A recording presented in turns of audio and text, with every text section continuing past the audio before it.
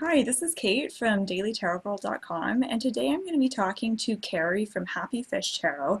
And I came across Carrie's blog and her YouTube videos probably about a year ago, maybe a little over a year ago.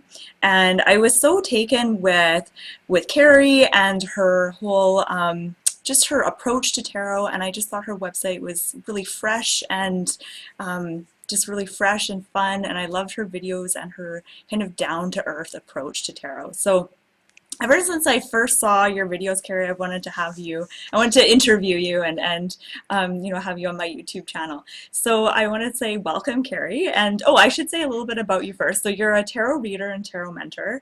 You're a fantastic tarot blogger, and then you also make some wonderful tarot videos on YouTube. So welcome. Thank you. I'm so excited to be here. I know you're aware that I am quite a fan of your YouTube channel and your blog as well, so it's really exciting to talk with you. Yeah, yeah, you too. So when did you start your blog? I started my blog in March of 2014. Oh, okay. So So like it's a year and been a like a half? year and a half now. Okay, okay. So I Yeah. must have stumbled upon your site like when you were like kind of first had it up then, because I think, Yeah. yeah, yeah. So what, I know like one thing that really struck me about you is when I was reading through your blog and stuff, I felt like this huge affinity with you because I was reading your story and kind of how you got into tarot, and I was like, oh my God, that's like so similar to me and kind of my story about, being stuck in a really boring, job that I had no passion for, and then I got into tarot and that just kind of really shifted things for me. So maybe tell us a little bit about how you first got into tarot and what that was like for you. Yeah, absolutely. Just as you said, I was in a place where I had done all the things in life that I thought I was supposed to do. So I got my college degree and then I got my first real world job. And I sort of reached that point in life where it was like, what now? Is this all there is? And I was pretty unsatisfied with my job, and I was just feeling this kind of void in my life. Like I knew I wanted to have more purpose and I wanted to have more meaning, but I felt kind of lost about how to bring that into my life. So I kind of joke about it now and refer to it as my quarter life crisis. So it's really kind of what it felt like, and I know you had a similar experience. Mhm. And that was around the time that I started getting serious about tarot. I knew what tarot was, and I had a friend who was into tarot in college, but around that time I had this like intuitive impulse to go buy a tarot deck. And it came out of nowhere and it was kind of odd, but I decided to just do it and just try it out. So that was when I got my first tarot deck, and then I started kind of studying the cards and learning, and I didn't really tell anybody that I was doing it. The more that I worked with the cards, the more that I started to get this clarity about myself, and I started to get this deeper understanding of what was going on with me spiritually, and it started to feed that void that I had where I wanted that magic and that meaning. I was feeling it come through what I was doing with the cards. So that's kind of how it all started out. Okay, interesting. That's interesting how you had this sort of hunch, this kind of urge to like buy a tarot deck that came out of nowhere. I find that whenever I have those like hunches that like don't make any sense, I find when I follow them, that's when like really cool stuff happens. Yeah, absolutely. It's are you familiar with the Artist's Way at all? Yeah. Yeah, I was going through the Artist's Way at about the same time, and she talks about Julia Cameron, the author of the Artist's Way, talks about she calls them marching orders Hmm. when you get like an intuitive impulse like that. So that was definitely a big lesson for me to kind of explore when you have Hmm. that intuition. Yeah, yeah. So what was your biggest stumbling block when you were first learning tarot? I think probably the thing that was the hardest for me was actually starting to read for other people. Hmm. I got to a point where I was pretty comfortable. I was doing a lot of daily draws, and I even did a few, like I would record myself doing a reading just for myself to get Hmm. practice. But when I started reading for other people, I would freeze up and I think what was happening and what the stumbling block was is I was making it more about me than making it about giving messages and trying to be helpful for Mhm. people. So I think this is something that probably some other people can relate to, hopefully, where Yeah. you start worrying like, oh my gosh, how do I sound? Do I sound like an idiot? Do I look stupid right now? And you get all up in your ego. And Mhm. so it took me a while to kind of step back from that and get into a calm space when I was doing the readings so that I could let messages come through without being so concerned about my ego. Hmm. Hmm. Yeah, I remember, and I still kind of struggle too with feeling like self-conscious when you're giving readings. And I had an experience not too long ago where I did a tarot party for someone, and so I was reading for I think about five different women. And when I got there, I realized that they wanted, like, they all wanted to watch each other's readings. And so I was like at this table and I had this big audience and they were like, "Oh, are you okay with this?" I was like, "Oh yeah, totally." But I was like not okay with it at all. And it was like super awkward.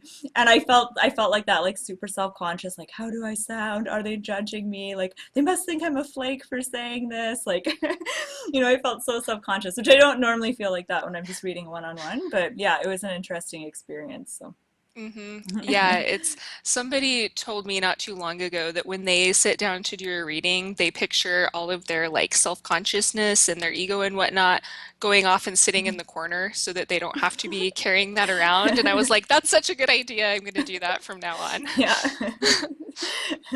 So what would you say is your approach to tarot? Like how do you like to use the cards? Because I know different readers are different. Like I love to use the cards for um like creative writing or inspiration or doing like life coaching with the cards. And I know some tarot readers, like to do more predictive readings or they just like to use the cards to read on themselves. So what is your approach to tarot? I think I'm probably kind of similar to you, Kate. I actually, when I first started learning the cards, I did a lot of creative writing stuff with them. That was kind of my first foray before I even read for anybody else. I would use them to create characters and think about things in my plot.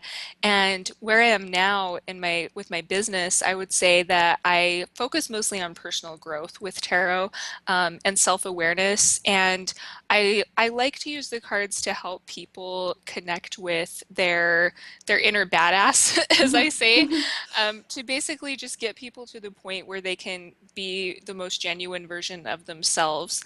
I definitely do think of myself as somebody who is kind of like a life coach or a mentor who happens to use tarot as a tool. It's really all about personal growth and self-awareness for me rather than prediction. I sometimes use, kind of like what's the energy coming in and that type of thing, but I think it's a little bit different than more of maybe like the old school prediction method that some people do. Mm-hmm, mm-hmm. That I like what you said about how you you help people kind of get in touch with their inner badass by helping them be more themselves. It's funny how we associate being authentic with being a badass, Yeah, but it kind of does like require that, right? Yeah, I think being yourself can be really terrifying. At least it is for me. And so that's why when I see somebody who is able to fully be themselves and own who they are, I my first thought is immediately that person is a badass. So I think that's kind of how I started associating the term badass with somebody who just is really comfortable owning who they are and being themselves and being authentic. Hmm. Hmm. How do you think, this question just kind of popped into my head. How do you think someone who is really struggling to be more authentic and be more themselves, what advice would you give them? Like, how does someone do that? Oh my gosh, there's so many things I could say about that. But the first thing that comes to my mind is that often the main thing holding you back is often yourself. At least that's how it works for me. When I was in a period of my life where I felt like I was living a lot less authentically than I am now, I had so many concerns about what will other people think and what will the reaction be. And I think I was waiting for external permission to Hmm. be more authentic. Hmm. But when I got to the place where I was able to give myself that permission and to realize that I'm blowing up in my head what other people think Hmm. more than I really should be, that was kind of a big key turning point for me. Hmm. Hmm. So, what was that like for you to go from not being like not really living your authentic self or your authentic life to making that shift? Like, what did you first notice when that happened? The first thing that comes into my head is I noticed that I was still really scared, but I was doing things anyway.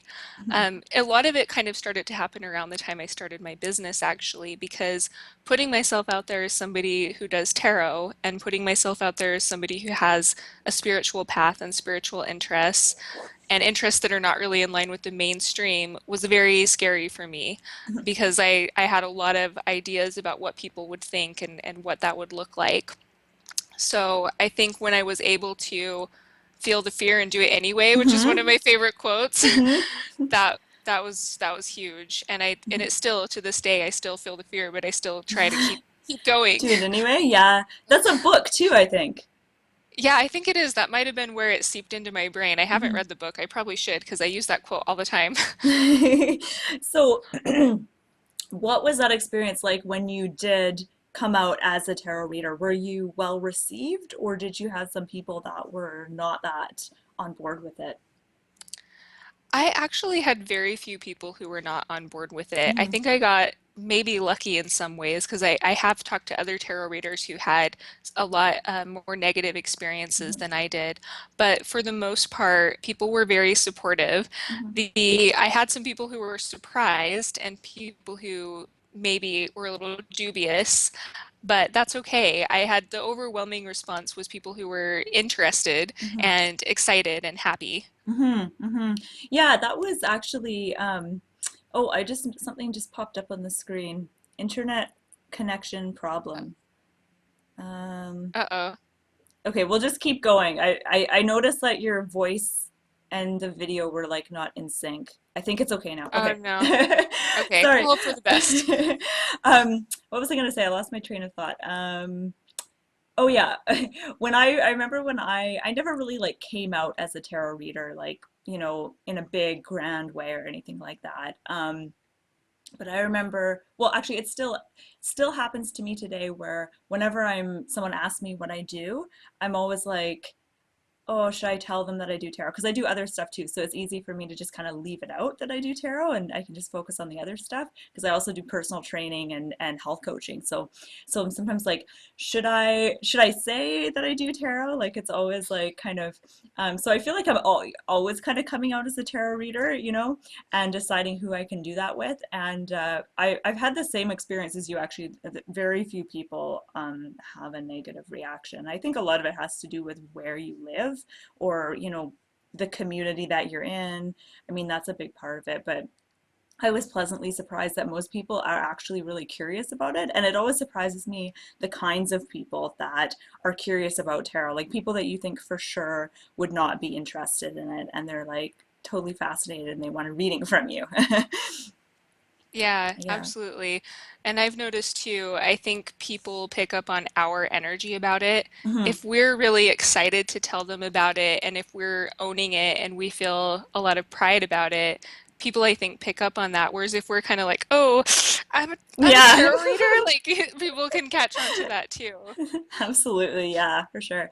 So tell me a little bit about the tarot mentoring that you do, because I know you do, it's kind of like a mix between sort of life coaching and tarot reading. So I'm really curious about that. I saw you posted something on Facebook about it the other day, and so I went to your site and I was reading about it, and I really want to hear more about that because that's something that I do as well. And so yeah, I want to hear a little bit more about what you do. Yeah, absolutely. I'm really excited about this right now. I just launched this not too long ago. So it's a service I call the Growth Gatherings. And it's basically a 6-week mentorship.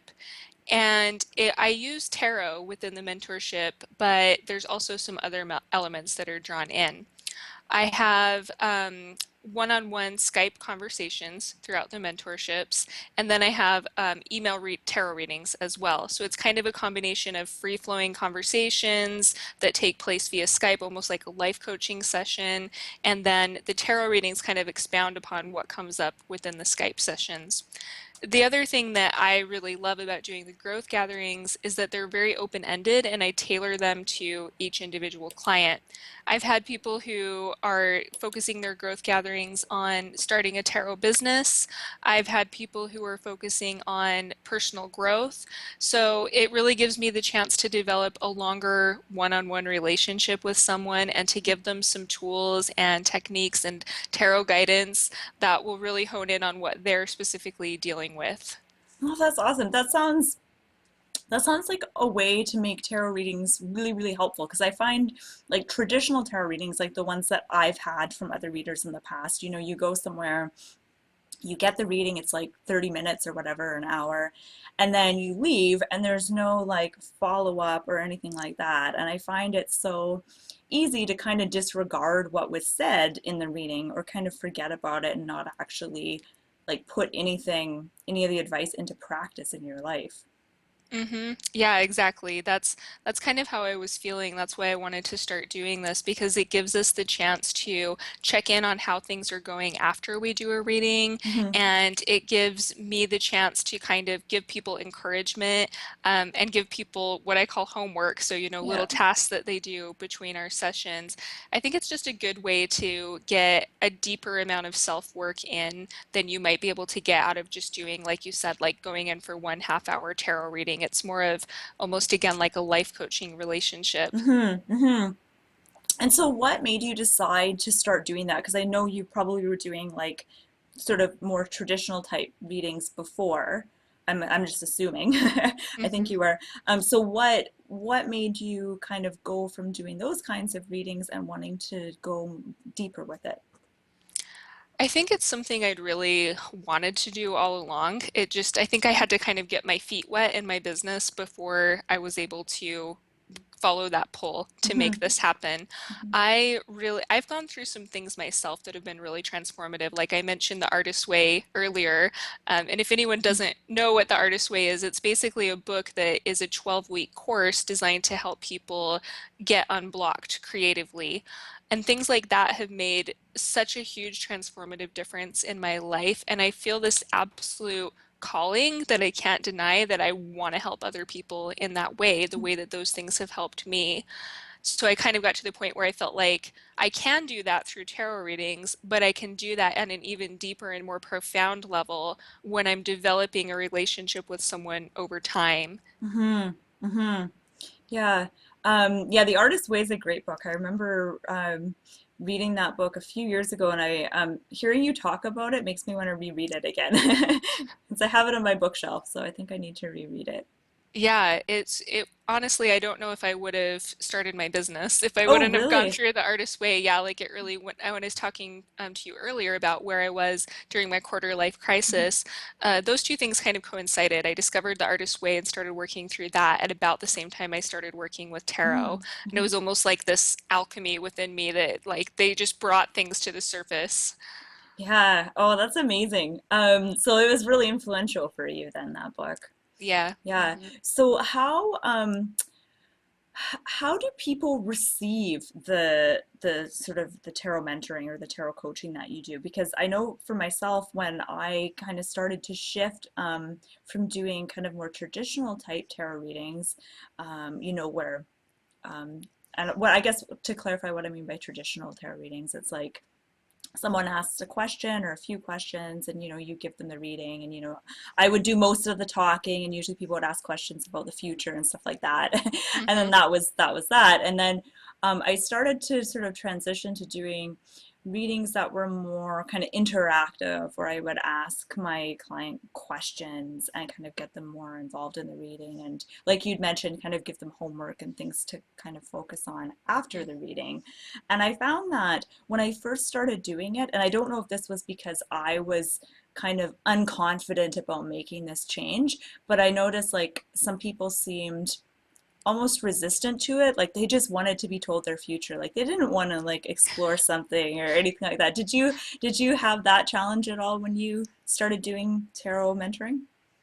You know what? Honestly, I don't think I have really had that challenge. I'm not sure exactly why. It might partly be because most people who end up becoming a client for me, they find me through my blog. And I do blog a lot about tarot, but I also go into a lot of other terrain. Like I go into more just kind of like personal growth and spirituality and things like that. So I think most people are already kind of familiar with the types of lessons that I'm interested in. So typically, when I start that mentoring relationship with them, they've kind of established an idea of who I am through Right. looking at my content and whatnot. So yeah, I guess I've been really lucky in that way. It's been amazing. I've had incredible clients and it's really just, I'm so happy that I'm doing it. It's wonderful. That's awesome. Yeah, that's really good. So, um, what advice would you have for people who are considering starting their own tarot blogs or maybe even their own tarot reading businesses? The first thing that comes to mind, and this is something that not everybody likes to hear, but it's something that's been very important for me. It may or may not be for anybody else, but consistency. Hmm. Consistency has been huge for me. I've had so many ideas of different blogs to start in the past that I never really like sunk my teeth into and Hmm. got consistent about. I think that's what's made the biggest difference for me with Happy Fish Tarot is I went into it with the mindset I'm going to blog every Tuesday, and that's what I do. I have had a few, breaks here and there for whatever reason, but for the most part, I know that on Tuesdays I'm putting out a blog post, and been kind of like that Eight of Pentacles part of me, like Hmm. activating that. Hmm. That's been huge in keeping me going with it. Because I think once you start to kind of let your consistency slide with your blog posts, it Hmm. becomes really easy to kind of fall off the bandwagon. Hmm. Yes, yes. I would agree with that. I do my weekly tarot reading videos on YouTube and then I do a weekly reading on my blog. And I find that consistency is key. And I think and I've tried to do blog posts like that were more sort of like articles, and I find that I don't know, I don't have the ideas as often, so I maybe do one of those like once a month. But I find it helps if you're going to be consistent to pick something that's going to be somewhat easy for you to do, where you don't have to think too much about it. Like, do you plan your blog posts like ahead of time, or do you sit down on Tuesday and just like think of something to write? I'm trying to get better about planning things ahead of time. It's Mhm. something I've been working on for a while, but at the same time, I have this push and pull within me between wanting to really be structured and organized, like wanting to activate the emperor within me, but then I also really want like flexibility and freedom and I want to be free flowing. So I'm always trying to find the balance between those. It's kind of a little bit of both right now with my blog posts. I try to get them done a little bit in advance, but there are times where it's, Monday night or Tuesday morning and I'm finishing. But I do agree with something that you were kind of alluding to, which is it can be easy to overthink things with a blog. Mhm. And that's probably true of any creative endeavor. I think putting something out is better than putting nothing out. If we get too wrapped up in making it this huge elaborate thing or making it really perfect, that can prevent us from just Mhm. putting Mhm. anything out. Mhm. Yeah, I think that perfectionism mentality can really get in the way sometimes. And I think there is like that element of fearlessness that you need if you're going to be putting yourself out there, week after week after week. I know you just did a video on that too on your blog that I was watching right before calling you actually, and I thought that was really a great piece. Thank you. Yeah, it's that's been a huge learning point for me with my blog is just I guess being somewhat detached to the outcome, almost in a Buddhist sense, Mhm. like Yeah. I'm going to put it out there and then what happens happens. It can really like suck all your creative energy when you get super fixated on how many views you had or how many whatevers. Mhm. You kind of just need to put it out there and let it go. Mhm. Yes. Yeah. Yeah. So, what kind of qualities do you feel someone needs in order to be a great tarot reader? That's such a good question because I think there's a lot of different types of great tarot readers. So it probably depends on what kind of tarot reader somebody wants to be, or what kind of need you want to fill. Because I do think there's room for more predictive readings. Those can be fun and interesting and great. But I guess I would say that for each individual tarot reader, it's important for us to define that for ourselves. Like, what qualities do we have that are already natural strengths that we can develop and bring into our practice? So for me, one of the big ones is being a good listener. I try to really listen actively, especially when I'm doing my mentorings, like we talked about earlier, and it's more of an interactive conversation. And I think also just having a desire to bring forward useful messages and to really empower people. Hmm. That's very important as well. Yeah, wonderful. I would have to agree with that. I really like what you said about utilizing your own unique kind of strengths and talents because you're right. It's not just like there's one ideal kind of tarot reader that everyone needs to um, make themselves like. So I like what you said there about that because I think that's true. Everyone does have kind of unique strengths and talents that they can play on. Yeah, absolutely. Was there any particular like tarot books or anything like that that really helped you when you were in the learning phase? Yeah, two come to mind. The first book that I started with was Learning the Tarot by Joan Bunning. Mm, And the whole thing's available for free online. It's learntarot.com. The reason that one worked so well for me is that it's relatively straightforward. It does go into some intricacies and some depths, mhm, but there's some tarot books that I've picked up and they're so in depth with their information, which is great. mhm, But for me, the way that I learn, it was really nice to have something that was a little more just kind of like a solid introduction, and then you get into the deeper stuff later. This book, mhm. I think, just kind of gives you a good framework. Yeah. So that was a huge one. And then after that, one of the books I read shortly thereafter was 78 Degrees of Wisdom Mhm. by Rachel Pollack. And that one is like a deep dive into the human psyche and into all these like spiritual concepts. And that book is incredible. I'm glad it wasn't the very first book I read because it is very in depth and very intricate and it Mhm. takes you on this journey. But Mhm. it's amazing. Yeah, that book is incredible. Yeah, I have that. I have both those books. Actually, the Joan Bunning book was one of the first books that I read, and I found that one super helpful when I was learning. Yeah. And another one I liked, which wasn't one that I got when I was first learning, I got it later, was a Rachel Pollack book called, I think it's called uh, Tarot Wisdom. Yeah.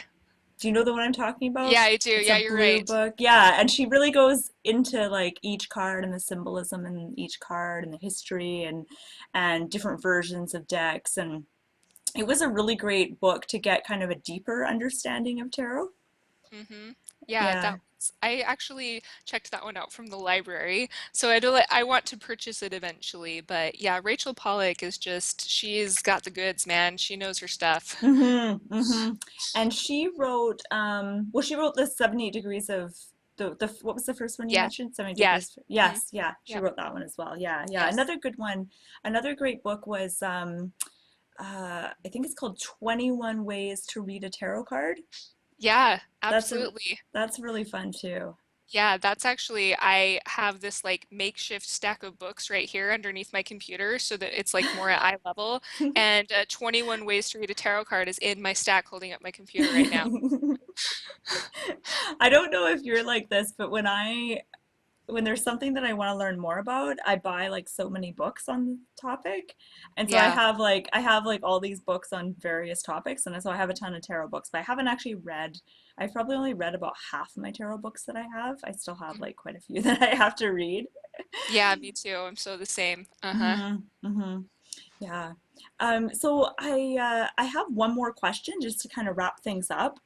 And Oh, maybe I asked all my questions here. Gosh. Yeah, I think I did. The last question that I asked you about the qualities that someone needs to be a good tarot reader. Um, I guess what I really want to know is what what advice would you have for, and maybe I already kind of asked you this, but I'm going to ask you again. So, what kind of advice would you have for people who are watching this who maybe have been, working with tarot and reading tarot for a while, but they want to branch out and start reading for other people? And I know you said that it's important to kind of check your ego and not, get overly nervous or self-conscious when you're giving readings, but do you have any other kind of words of wisdom for people that are watching that want to get really good at giving readings to other people? Yeah, I guess one thing I would say is it can help to think about what your qualms are about reading for other people. Hmm. It's probably a little bit different for everyone, but I think the nerves is something that comes up for a lot of us. So think about what it is about reading for other people that feels a little bit uncomfortable. And I think if you can identify that, you can sort of start to find ways to work with that. Hmm. One really simple tip that I have as well is to let people know before you start a reading for them, assuming if you're reading for a friend or an acquaintance or even somebody online, to let them know, hey, I'm learning and I would like you to give me feedback and I would also like you to be very patient with me. Hmm. I've done this a few times before because I think sometimes we get that pressure when we're reading for other people. We talked about this earlier, like that pressure to perform. So if you're reading for another person and they kind of know that you're learning and you're starting out and you have a moment where you do go blank, you can step back and kind of recenter yourself and Hmm. then keep going with the reading. So I guess basically what I'm trying to say is just making it so that it feels comfortable for you. It's still going to feel challenging and it's still going to probably pull you, Hmm. but framing starting to read for others in a way that it mostly feels like exciting and interesting and it feels like a good learning experience. That's good advice. I think yeah, to remember that it's supposed to be fun, right? Hmm. Because I think that we so often forget that and we kind of take it too seriously. Yeah, absolutely. Uh-huh. So last question, what's your favorite thing about tarot? Oh my gosh. That's hard, but I guess the first thing that I thought of when you said that is just that tarot, for me anyways, covers pretty much every dimension of the human experience. Anything that I go through, any lesson that I learn, any challenge that I have, I know that I can find some kind of connection to that within the Hmm. cards. So it's always like this deep psychological experience doing a reading for myself or doing a reading for someone else because it's the cards just give you this insight into what it is to be human and these things that we all feel and that we all go through as human beings. So it's Hmm. super magical and powerful, and I love it. That's so funny you say that. That is exactly what I like about tarot too. That's awesome. Just how, each card kind of is like a snapshot into various facets of the human experience. I think that's just so cool to have like a deck that you can look at and it has all those things in it. I just think that's amazing. And like you said, like you can look at each card and you can connect it to your own life. And I think that's actually a good way to learn the tarot cards is to like look at each card and like think about, okay, how does this connect to an actual experience I've had or something that I'm going through right now? I think that's what makes tarot so amazing. Yeah, absolutely. I mean, even you probably noticed throughout the interview, I'll talk about like, and then I was in Eight of Pentacles mode, and then I Yeah. was activating my inner Emperor. And that's a really good thing for learning tarot or even just deepening your connection to tarot if you've been working with it for a Hmm. while, is just looking at what's going on in your own experience and what energies are coming through and connecting them to the cards. It's incredible. Hmm. And it's kind of fun when you're talking to someone who knows about tarot. You can like have like a little language and they know exactly what you're talking about. Yeah, I love it. I love talking to you because I'm like, I can tell Kate that I'm activating my inner Emperor. She'll know what I'm saying. Yeah, you don't want to do that with like normal like non-tarot people. They're like, what Yeah. what is she talking about? Yeah. Well, thank you so much, Carrie, for taking the time to chat with me today. It's been an absolute honor to talk with you and hear your your views on tarot and to kind of get a little bit of your wisdom on tarot. So I just want to wish you the best of luck with everything, and thanks so much for chatting with me. Thank you, Kate. It was wonderful. I really appreciate you having me. Hey, talk to you later. Bye.